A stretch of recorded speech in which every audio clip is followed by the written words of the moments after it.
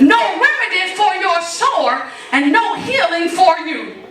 And verse 14 says, all of your allies, the people that's on your side, or your lovers, they have forgotten you.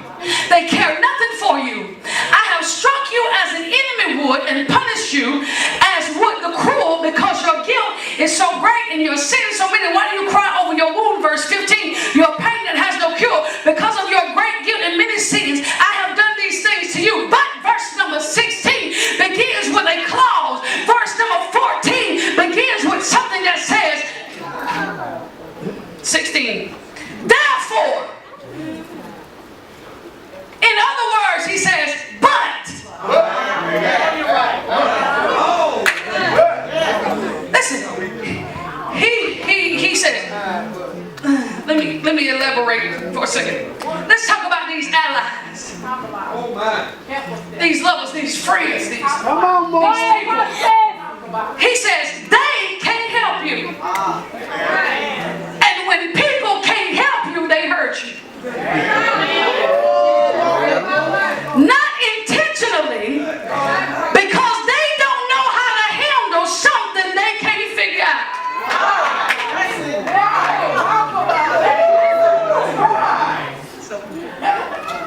He says, not intentionally, but because they don't know how to handle something they can't figure out. How does that relate, Pastor? He says their wound is incurable.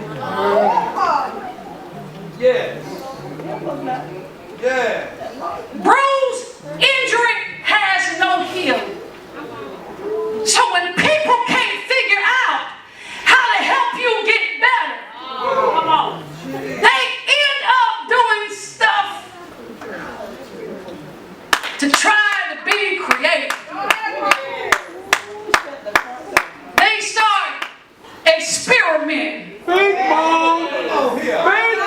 Okay?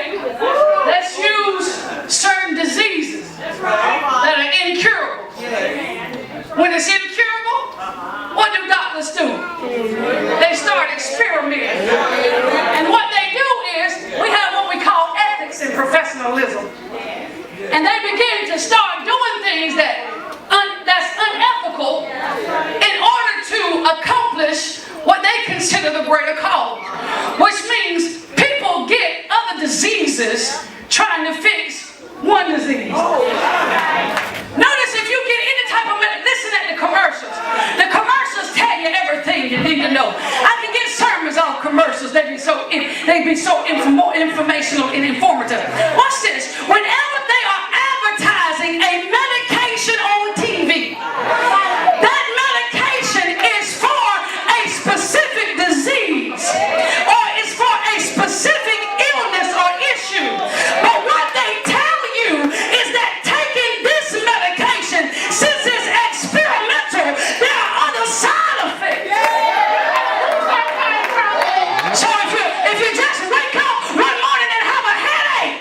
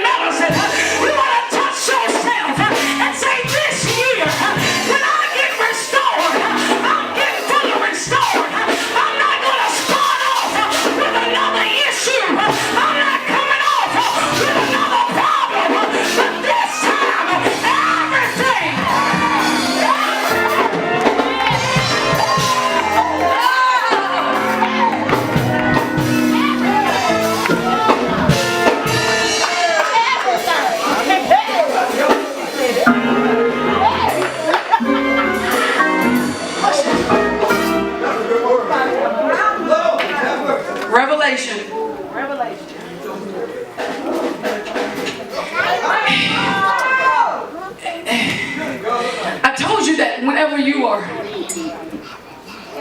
restoring, you have to have the ability to talk to flesh and spirit. If you are dealing with an issue with your flesh, you need to make sure that the medicine you're getting not only deals with your flesh, but it also deals with your spirit. Because anytime, watch this, problems you have in your flesh have the ability to affect your spirit. Yeah, some of y'all come in here, we have, women, we have them times of the month, right? It affects our spirits. We get cranky. We get moody. We don't want to be bothered. Things going on in your flesh having the ability to affect your spirit.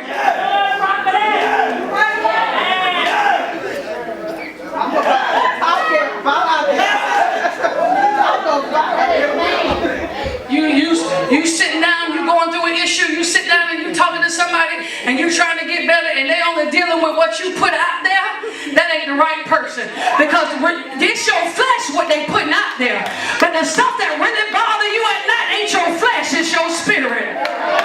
Yeah, that's what it is. It's not your flesh that's causing you to stay up at night. It's your spirit being bothered. It's your spirit being vexed because the person has dealt with your flesh.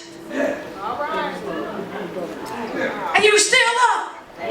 Because it's your spirit. They've dealt with the flesh, but not the spirit. Then you got to be careful of them people who always hit a kind of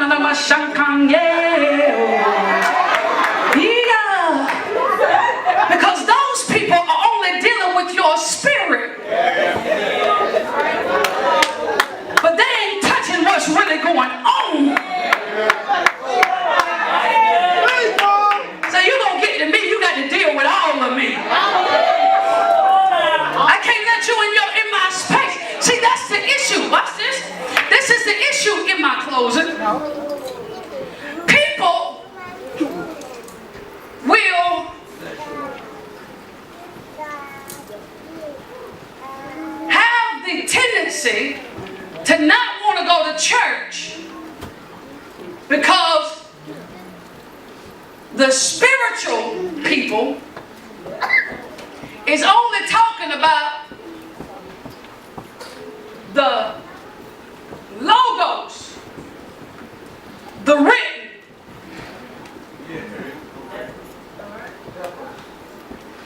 Every Sunday, Daniel in the lion den, Shadrach, Meshach, and some of them call that man a billy goat. Judgmental Christians calling the man a goat.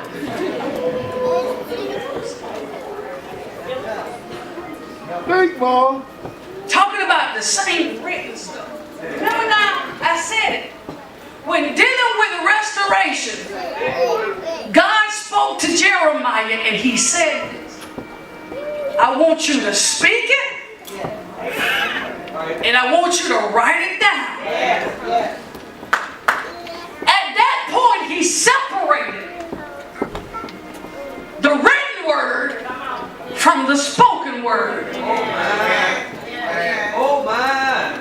When you're restoring people, it's got to come out the book. It's called life application. Come on, Mom. And life is more about just the spiritual side of things. That's right. It's the whole man. Amen. Verse 18 says, no, verse 17 says, but I will restore you to health and heal your wounds. Something that I said was incurable for man. Wounds that I said had no healing with man. But when you add my spirit, I heal wounds. He says, because you are called an outcast, whom no one cares, that's why I'm going to do it for you. Because people done gave up on you. That's why I'm going to do it. Because people don't think you're worthy anymore. That's why I'm going to do it. Because see, people will see that place. See you in that place. Come on, Mom. But they don't know how you got in that Come place. on, Mom. And so, they were outcast and exiled. In verse 18, this is what the Lord says, I will restore the fortunes. This is where I was supposed to be preaching from. Of Jacob's tents and have compassion on his dwellings. The city will be rebuilt on her ruins, and the palace will stand in its proper place. Let me share that with you. He said the city will be rebuilt on her ruins. That means this. I'm not going to remove the ruin. I'm not going to remove that part of you that has been crushed. I'm not going to remove that part of you that has been broken. That people look at it and think there's no value to it. Because it's in rubble. It's in disarray.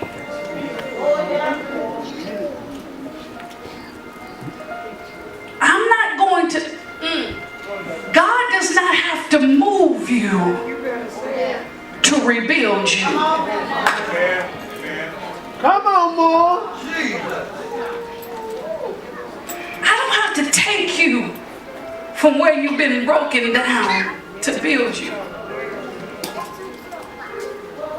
But that place where you've been broken and wounded and damaged, that's what I'm going to use to rebuild you,